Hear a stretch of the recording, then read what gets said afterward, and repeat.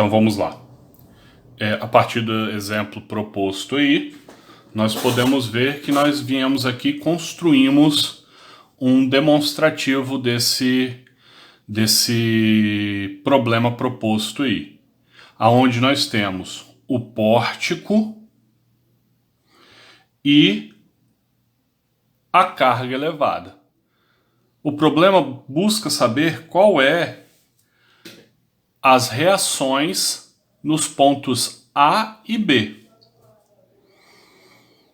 E para isso, então, precisamos entender que no ponto G, no centroide dessa estrutura, eu tenho que a massa do pórtico é de 1 kg, 1000 kg, enquanto a massa suspensa por esse pórtico é de 2000 kg, aonde os apoios estão distanciados 1,5 m, e a partir dos pontos de apoio essa carga tem um raio aí de 6 metros. Ó. Ela está distante dos pontos de apoio, uma distância de 6 metros. Então é importante, a partir desta ilustração, nós estabelecermos o diagrama de corpo livre, aonde para nós é importante simplesmente o quê? As distâncias estabelecidas da carga, dos pontos das cargas externas, bem como as forças externas, aonde nós temos as duas forças, calculando aí então a partir da gravidade de 9,81 metros por segundo ao quadrado, nós obtemos as duas forças aí atuante externa. A força do peso da estrutura e a força do peso da carga. Aonde eu tenho as reações no ponto A e no ponto B. Sabendo que no ponto A eu tenho um apoio de segundo gênero, uma fixação por pinos, e no ponto B eu tenho um ponto de primeiro gênero. E aí, como nós podemos ver, como foi possível através dos estudos aí, numa fixação por pinos eu tenho uma normal ao ponto de apoio. Aqui é minha região de apoio, ó.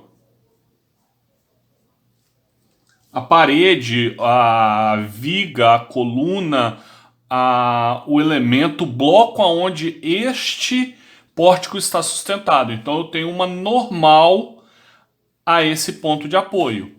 E tenho também uma paralela, pois ele tem restrição de movimento no eixo, uma restrição ao movimento linear no eixo de Y e no eixo de X, no ponto A. Enquanto no ponto B, por ser uma fixação por roletes, eu só tenho a restrição à movimentação aqui, ó, em relação, no caso aí, a B negativo, a X negativo. Eu conseguiria elevar ele para X positivo, mas eu não conseguiria fazer com que essa estrutura se movimente em relação a X negativo. Então eu tenho esta restrição ao movimento em B. E com relação aos sentidos adotados aqui, positivo e negativo. No caso aqui nós adotamos todos positivos, tanto para Y positivo, quanto as reações em X também positivo. Isso é arbitrário. Isso é você que propõe qual é o sentido. a questão de ter as reações, eu preciso indicar. Agora, o sentido dela é uma indicação sua de forma arbitrária. De forma chucra, você vai chutar qual é o sentido dessa reação. Ao desenvolver o cálculo, nós vamos determinar se esse chute, se essa indicação arbitrária que você fez está correta ou não. E aí nós aplicamos as 3 equações do equilíbrio. Somatório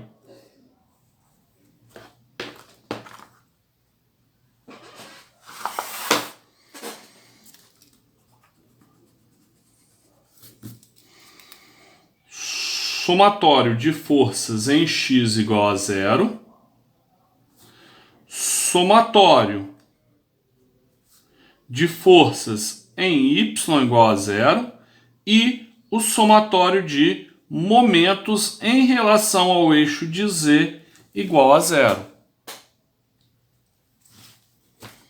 Aplicando então o somatório em x igual a 0. Observe então quais são as forças em x que eu tenho no meu diagrama. As duas reações, ó. RBX e RAX. Então, RAX mais RBX é igual a 0. RAX é igual a menos RBX. Então, eu estabeleço esse cara aqui, ó, como minha equação 1. Esse valor que vocês estão vendo aqui é porque eu já desenvolvi a equação toda. Já desenvolvi todo o problema.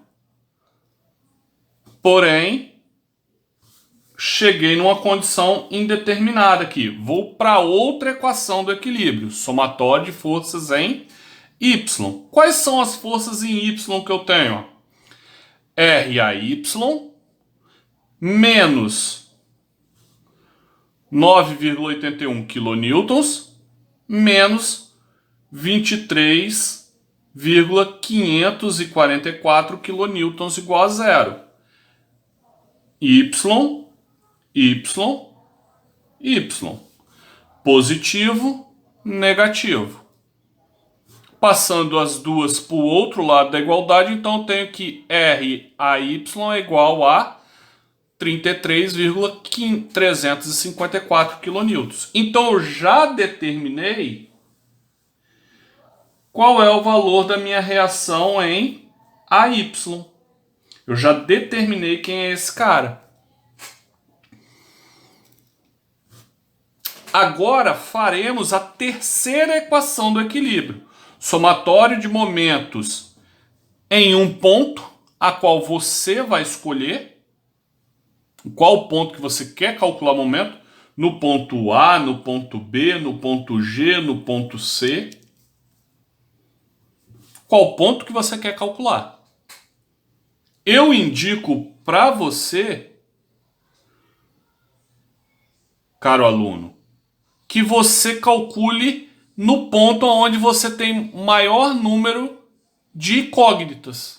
Ou seja, num ponto de reação. Por quê? Porque aquela reação está atuando num ponto. O ponto a qual você está analisando gera momento? Essa reação vai gerar momento?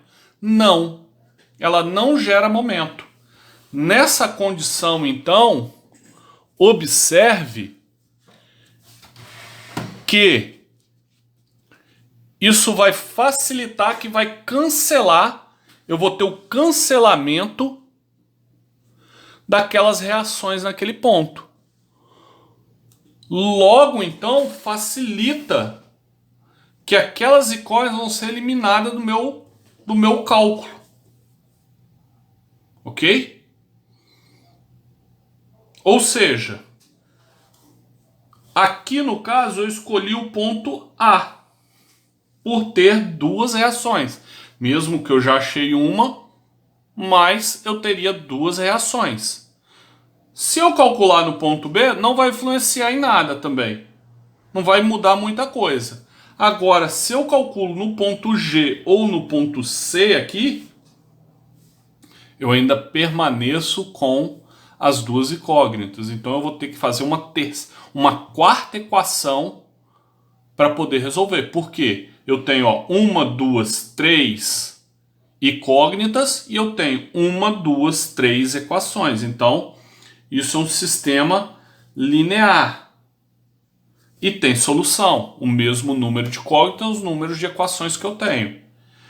Sendo assim, calculando então em relação a A.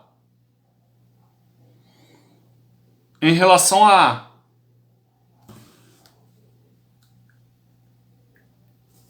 Momento de RBX em relação a A, observa que eu tenho um ângulo de 90 graus aqui, entre a distância do ponto A ao ponto B e a força aplicada da reação. Então esse cara está gerando um momento. Qual que é essa distância? 1,5 metros. Então, RBX vezes 1,5 metros. Se você observar o giro dele no sentido anti-horário, por isso positivo. Menos, por que menos? Porque o ponto G agora, em relação a A,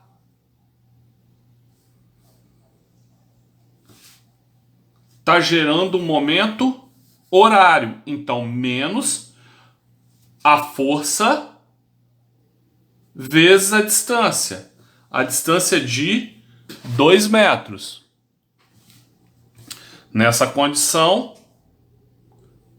para o terceiro elemento, para a terceira força que gera momento aí, se nós formos observar agora, então, outro ângulo de 90 graus. Se não fosse um ângulo de 90 graus, você teria que descobrir qual é esse ângulo que você tem entre a distância e a força para aplicar, então, aquela formulazinha que nós já vimos.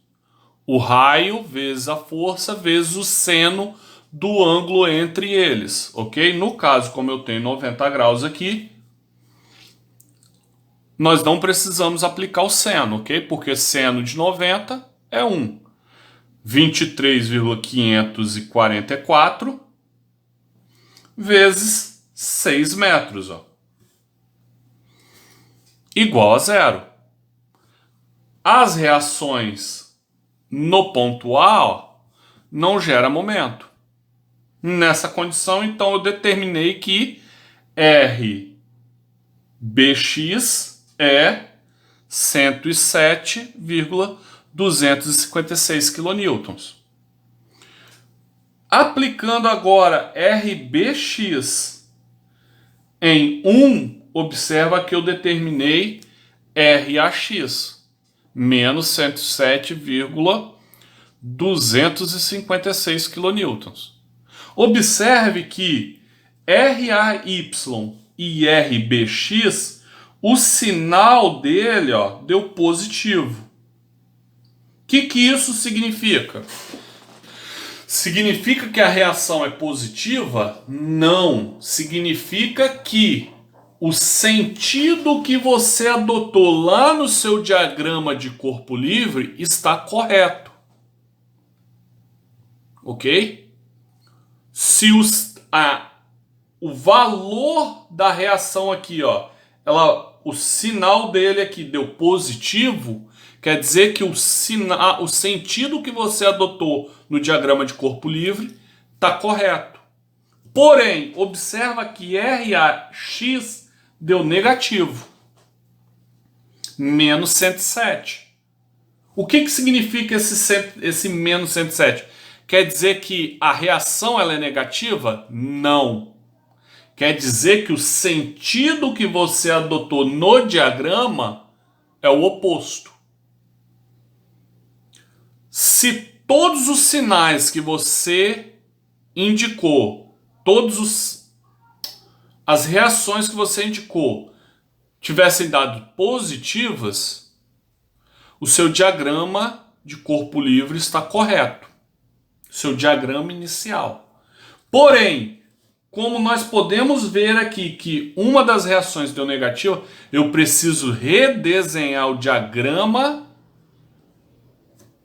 que eu estabeleci inicialmente, alterando o sentido da reação que deu oposta, deu negativa. Observa que RAX, então, aqui, ó, ela é negativa. Se eu tivesse adotado negativo e aqui tivesse dado negativo, eu precisaria inverter as outras. Que fique claro isso. O sentido no cálculo que deu negativo não quer dizer que a reação ela é negativa. Quer dizer que o sentido que você adotou no início é que está errado. É o sentido contrário, ok? Fique claro isso. Preciso redesenhar esse cara? Precisa.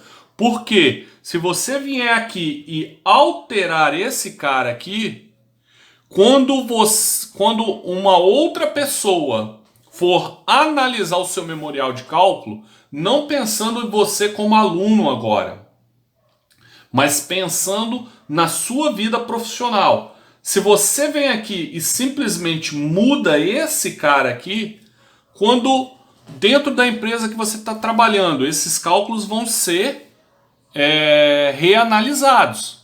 Você vai calcular e uma outra pessoa vai conferir, vai passar um pente fino nos seus cálculos.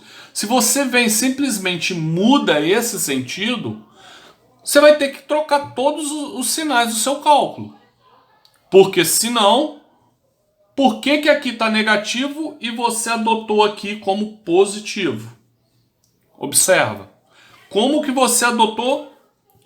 Aqui nós estamos com um problema simples. Se fosse um problema mais complexo, então você teria muito mais trabalho. Então é indicado que, ao final, algum sinal das reações deu negativa, você redesenhe o diagrama de corpo livre, reescrevendo no sentido correto o sinal que você calculou, ok? Então esse é nosso primeiro exemplo aí. Nós vamos ver mais alguns ao longo dessa aula dessa semana, tá ok? Um abraço e até o próximo.